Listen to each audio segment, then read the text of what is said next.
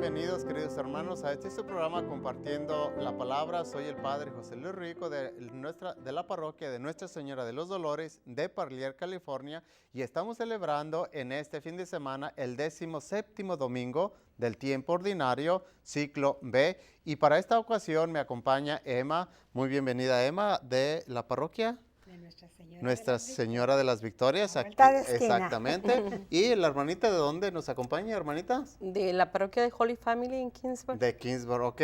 Y estamos, ya les decíamos, estamos en el 17º domingo del tiempo ordinario y vamos a dar inicio precisamente con la lectura, la primera lectura de este domingo. Ojalá que tengan sus misalitos, sus Biblias, para que vayan siguiendo la lectura que va a ser tomada precisamente de segundo libro de los Reyes, capítulo 4, versículos del 42 al 44.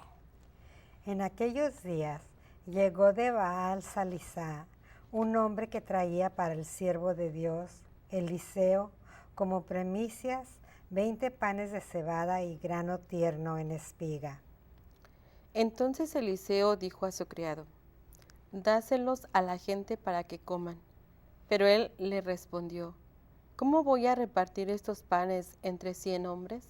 Eliseo insistió: dáselo a la gente para que coma, porque esto dice el Señor: comerán todos y sobrará. El criado repartió los panes a la gente, todos comieron y todavía sobró como había dicho el Señor. Palabra de Dios. Te alabamos, Señor. Un aspecto que me gusta muchísimo de esta primera lectura es precisamente cómo hay gente que todavía sigue perseverando en ese aspecto tan bonito, lo que se llaman las primicias. Porque precisamente el personaje Baal Salisá llega precisamente diciendo, le presenta los primeros frutos del trabajo de la cosecha. Hay gente todavía que llega a la iglesia: Padre, aquí le traigo, son los primeros frutos. Ese acto tan bonito, tan especial de que digan, lo primero, y así debería de ser, lo primero es para Dios. O sea, los primeros frutos, la primera, cosecha, exactamente. Hay que presentársela a Dios. Por eso me llama muchísimo la atención este acto tan bonito, y sobre todo que todavía hay gente que lo sigue guardando y lo mantiene como una tradición muy bonita dentro de la iglesia, al menos en mi parroquia. No sé en la parroquia de ustedes la experiencia, si hay gente que todavía presenta, como decimos, las primicias, los frutos. Pues como nuestra parroquia está en la ciudad, no sí, hay eso, ¿verdad? Pero campos, me cierto. imagino que con allá donde está usted en Kingsburg sí puede haber, ¿verdad, hermana? Sí, en la parroquia hay algunas personas, pero a mí me hace recordar esta lectura, Padre, a la tradición que de familia mi papá nos enseñó. Sí, Él hasta la fecha sigue haciendo eso. exacto. Él dice, si Dios es el que nos da todo, Él se merece lo primero también. Claro, ajá. Y le digo, hasta la fecha, la primera parte de la cosecha es para Dios. Él, cuando va a la iglesia a darlo, no piensa que es al sacerdote. Él dice, lo estoy dando a Dios porque Él fue quien me lo dio. Y si en todo decimos que primero Dios, esa frase que tiene nuestro pueblo y que mucha gente hoy lo tiene, ¿no? Primeramente Dios, primeramente Dios. Entonces dicen ellos, pues primero Dios también es el que merece esta ofrenda. Y él, le digo, en todo la fruta, la cosecha que se recibe y en las fiestas también, es algo que yo creo que como comunidad hispana eran bonitos detalles de nuestras familias que ahora se han olvidado. Recuerdo que en la fiesta el primer plato que se sirve de comida era para ponerlo delante de la imagen de Jesús o de la Virgen. Era así como, gracias Señor, en tu nombre empezamos esta celebración. Y actualmente a veces se nos olvida, ni bendecimos los alimentos, ¿no? Por ejemplo, menos vamos a ponerle comida a Dios. Aquí recuerdo mucho, y se une con esto un ejemplo. Una vez una señora llega a su casa, ve que luego nos invitan a comer o a cenar, y fuimos a cenar, y pues puso ahí la mesa para los que estábamos, pero había un lugar que estaba puesto, pero no había nadie. Y yo dije, bueno, alguien más va a llegar. ¿quién va a llegar, no? Sí. Y esperamos hasta que la curiosidad me ganó y le dije, ¿esperamos a alguien más? Y me dijo, no, todos estamos. Él ya llegó. Dice, desde que me casé le prometí a Dios que mi familia era para Él. Entonces, el primer invitado de todos los alimentos es Él. Sí. Y eso de primero Dios, a mí se me quedó mucho desde esa vez. ¿Cuántas familias lo hacen y de verdad sientan a Dios en su mesa?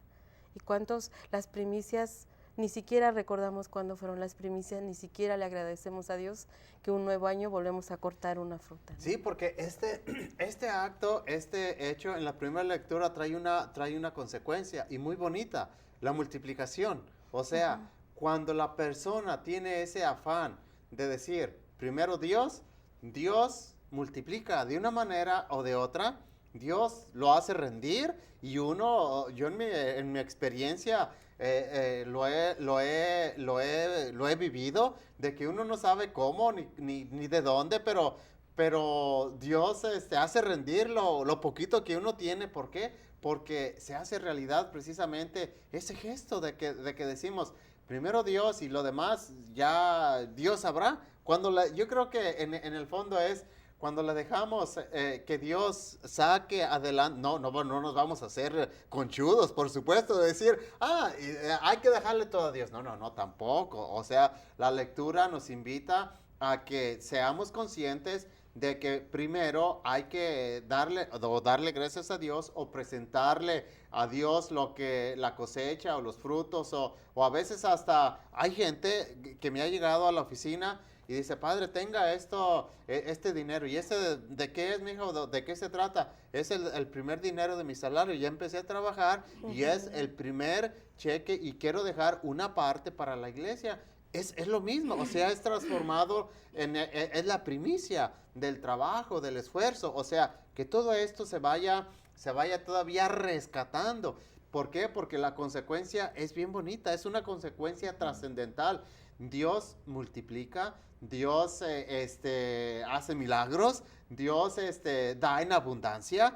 Hay que tener en cuenta, pero todo eso se deriva de ese gesto de desprendimiento que la gente debe de tener de las cosas, sean materiales, sean cosas monetarias, decir, esto es para Dios. ¿Por qué? Porque son las primicias, es mi primer salario, lo que sea, y Dios después nos llenará de bendiciones y en abundancia, porque eso es su forma de actuar. Dios es muy generoso.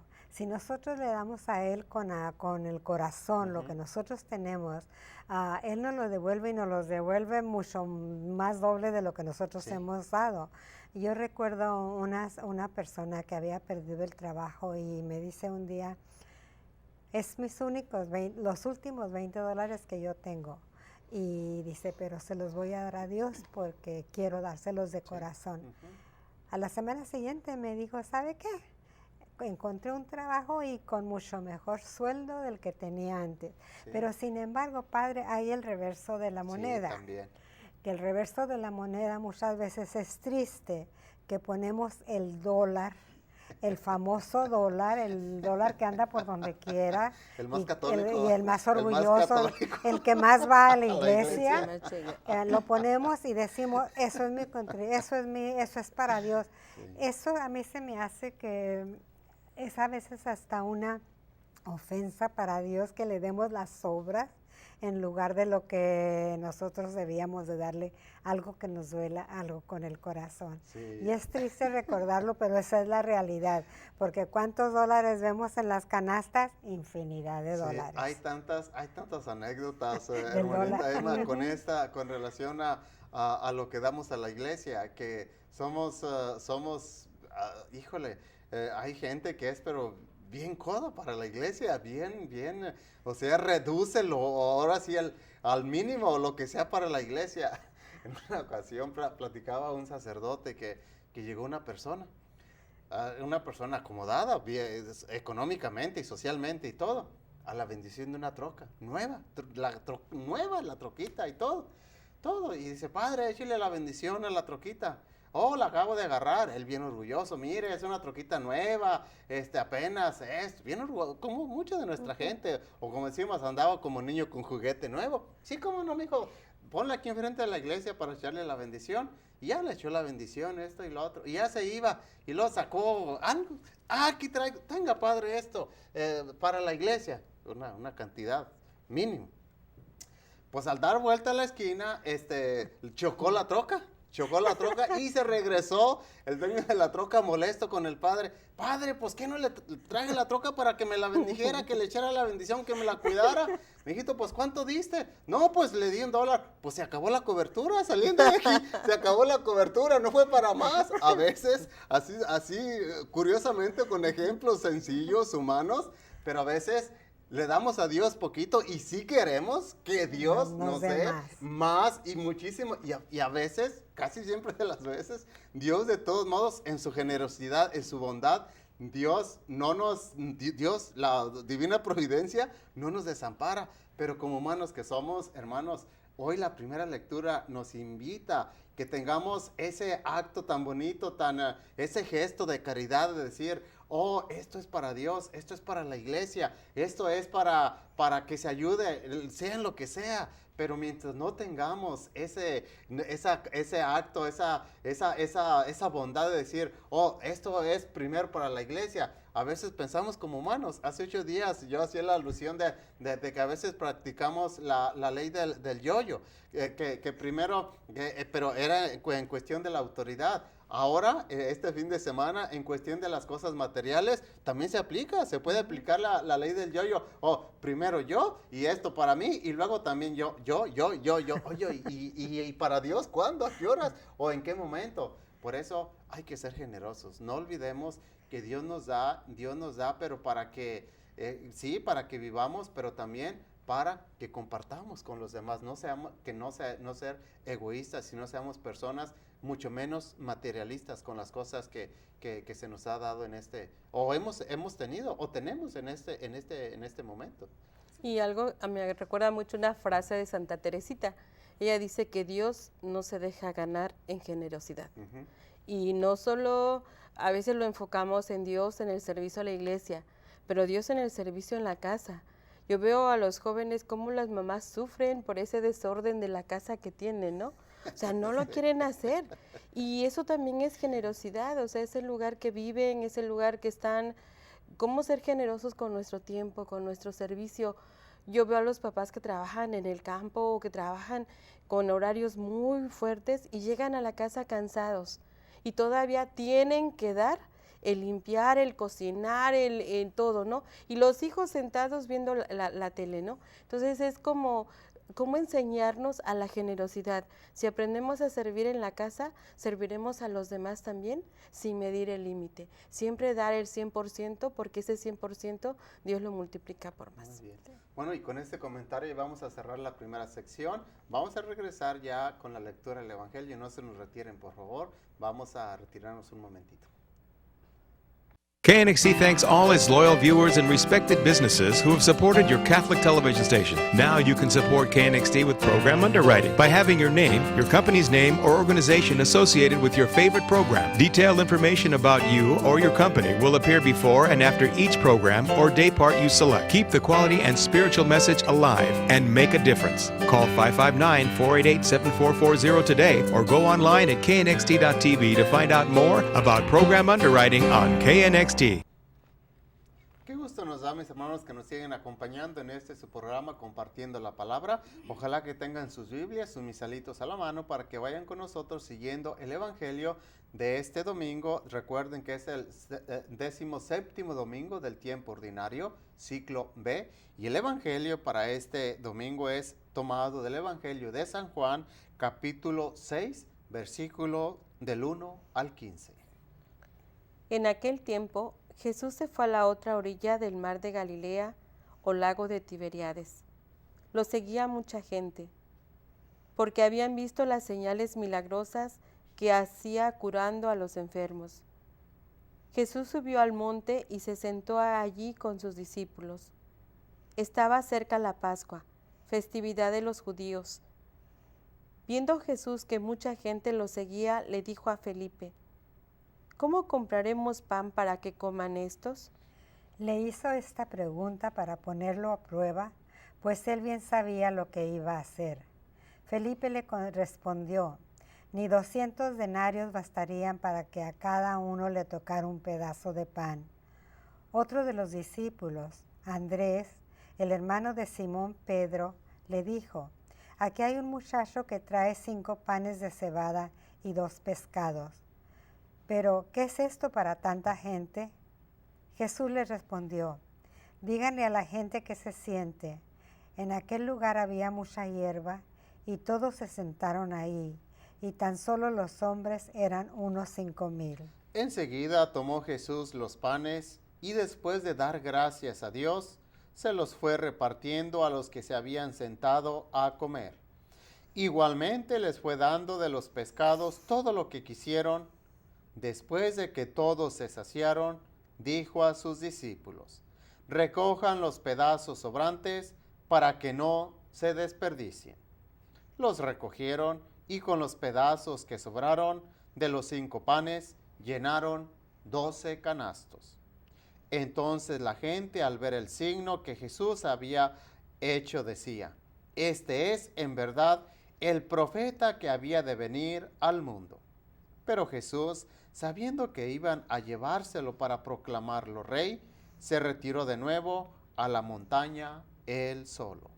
Palabra del Señor. Gloria a ti, Señor Jesús. Fíjense cómo en este evangelio primero es el evangelio de San Juan. San Juan, que es el autor del Apocalipsis, y San Juan maneja mucho la simbología. Cuando uno escucha este evangelio, inmediatamente nos vamos a decir, sí, es el evangelio de la multiplicación de los panes. Pero cuando uno analiza cuál fue el hecho, o sea, los símbolos que San Juan maneja en este milagro de la multiplicación de los panes, uno aprende muchísimas cosas, porque San Juan primero usa la simbología de los números. 5 panes, 2 pescados. 5 más 2 dan la cantidad de 7. El 7 en la Sagrada Escritura tiene el signo de perfección, de totalidad. Es decir, no hay ningún defecto en este milagro. Posteriormente, ¿cuántos fue el sobrante? ¿Cuántos fueron los canastos que llenaron? 12 canastos, otra simbología, los 12 apóstoles. Todo esto nos lleva a analizar ahora sí cómo fue y se dio el hecho del acontecimiento de la multiplicación de los panes. Así es, padre. Y no sé si es un símbolo de San Juan, pero a mí me encanta ver que es un muchacho, ¿no? Es un muchacho el que trae el pan nuevamente. Y a mí se me hace la imagen de la iglesia que Jesús viene a renovar, la nueva familia de Dios, la nueva iglesia en la que funda Dios esas 12, el símbolo de las 12 tribus de Israel, pero con un nuevo espíritu, de la generosidad nuevamente, donde un joven dice, solo tiene 5 panes y 2 peces, pero eso hace el milagro. Y yo creo que es una de las cosas que cuando uno come, se siente contento, satisfecho, y también se encuentra con Dios, ¿no? Se encuentra en la comida, pero también se encuentra dispuesto a dar más, ¿no? Dicen por ahí que cuando uno tiene el estómago lleno se vuelve generoso porque ya no quiere, ¿verdad? Entonces, cuando muchas cosas, y luego les digo, muchos asuntos se arreglan después de comer, ¿no? Porque ya estamos tranquilos, ya estamos ahí dispuestos a servir. ¿Y qué mejor símbolo de San Juan que la Eucaristía que alimenta a su pueblo, a su nueva iglesia que está alimentada y que después de comer uno tiene la fortaleza espiritual para servir también? Y eso para mí se me hace muy fuerte cuando uno se encuentra con la palabra, que es el alimento del espíritu, y también con la Eucaristía. Porque quien se encuentra con Dios en estos 2 aspectos, la vida ya no vuelve a ser la misma. Y eso lo digo por experiencia y lo digo no solo desde mi experiencia personal, sino también desde la experiencia de muchos esposos, muchos jóvenes, que una vez después de estar de rodillas delante del Santísimo, después de escuchar la palabra, de sentirse tocados por el Espíritu de Dios, por la presencia de Él, la vida les cambia y aparecen una semana después y dicen, ¿en qué le ayudo, no? Y yo digo, y es un joven, y esto a mí me da mucha esperanza en este contexto de nuestra iglesia, ¿no? A veces vemos nuestros ministerios llenos de gente mayor, ¿sí? Ya no estamos jóvenes los que estamos acá, necesitamos que en muchos jóvenes, muchas personas que se sientan renovados por Dios y que pongan sus 5 panes y sus 2 pescados al servicio de los demás, que se puede multiplicar, ¿no? Lo que a mí me llamó mucho la atención en este evangelio, Padre, es, están los discípulos, está la multitud, y luego Jesús le pregunta a Felipe, ¿cómo compraremos pan para que coma esta gente? Digo yo, Jesús no tenía necesidad de haber hecho esa pregunta, sí. ¿verdad? Sí. Porque él sabía lo que dice, y claro lo dice el Evangelio, Sí, él sabía lo que iba a hacer, la hizo únicamente para probarlo, y así nos hace preguntas a nosotros todos los días de nuestra vida para probarnos. Él sabe lo que va a pasar, Él sabe lo que nosotros sentimos, Él sabe nuestros sentimientos, pero ¿cuántas veces nosotros no tenemos esa fe de confiar en Él? Esta multiplicación de los panes, y como dice, nos olvidamos de los pescados. Siempre decimos los panes, ¿verdad? Pero me recuerda muchas veces, cuando tenemos algún convivio ya sea en la familia, en la iglesia, en cualquier parte, y que vemos que viene mucho más gente de la que esperábamos y decimos, ay Señor, hay que rezar, multiplica estos alimentos. Y siempre pasa que la gente, todas comen y todavía hasta sobran cosas, sobra para alimento. llevar, como decimos. Sí, exacto. Y al principio estamos, ay Dios mío, es muy poca la comida que está aquí y es mucha la gente que está aquí. El Señor multiplica esos alimentos y si tenemos esa fe, todo el tiempo sale eso. Pero es que acuérdense que aquí conectamos precisamente, hacemos conexión con la primera lectura. La generosidad conlleva la confianza. Cuando hay generosidad, ¿por qué hay generosidad? Porque confías en Dios. Y cuando confías en Dios, Dios saca adelante la necesidad, Dios saca adelante la preocupación, porque precisamente uno de los apóstoles, Señor, ni siquiera tantos denarios para comprar, para darles de comer a todos estos. La humanidad, un sentido, un comentario muy humano, muy propio de una persona que tiene límites como ser humano. Pero Dios, en su afán de trabajar, Dios no tiene límite. Dios, en su afán de darnos y darnos a manos llenas, Dios no nos limita. Es lo importante. Por eso nosotros hoy, en este fin de semana, se debe de manejar el aspecto, ¿sí? La hermana hizo alusión, el aspecto eucarístico también, porque la multiplicación de los panes es la simbología, precisamente, alusión a la Sagrada Eucaristía, que en la Sagrada Eucaristía Dios nos da, Dios nos alimenta, Dios nos invita, y no nada más nos da para ese momento, nos da para llenarnos. O sea, ¿cuál es la satisfacción de que Dios nos alimenta plenamente en la Santa Misa? La relajación que la gente siente, la paz, la tranquilidad, que una vez que la persona recibe la Sagrada Comunión, se siente aquella paz, se siente llena. ¿Por qué? Porque lleva a Dios. Y la persona que tiene a Dios en su corazón, lo tiene todo. No le falta nada, ni está necesitada de nada. ¿Por qué? Porque Dios es su forma de actuar, de trabajar. Pero todo eso se deriva o es para la gente que confía, que tiene ese afán de decir, o voy, o le doy a Dios, o es para Dios, y Dios responde, porque Dios, hay que acordarnos que Dios no se va a quedar con nada de que nosotros le ofrezcamos. Dios siempre nos va a devolver, y muchísimo más de lo que nosotros le podemos dar. Con creces. Exactamente. A veces hay un comentario de gente en la iglesia que dice, padre, ayúdeme, ay, con lo que le sobre. No, pues si espera que me sobre, nunca, les digo, yo en mi experiencia como sacerdote, nunca he conocido a una persona que diga, me sobra dinero. Nunca. No. Yo al menos me atrevo a decir, no hay una persona que diga, esto lo traje porque me sobra dinero. No sé si en la parroquia con ustedes o con usted, hermanita, que diga, a esta persona le sobra el dinero. ¿A quién le sobra el dinero? A nadie. A nadie. A nadie. Cuando la persona quiere compartir, ¿por qué lo hace? por amor, por entrega, por generosidad, por esa convicción de que debemos de compartir y al dar hay que tener en cuenta a quien demos. No le estamos dando a aquella persona que está pidiendo en la esquina. Atrás de aquella persona, ¿a quién le estamos dando?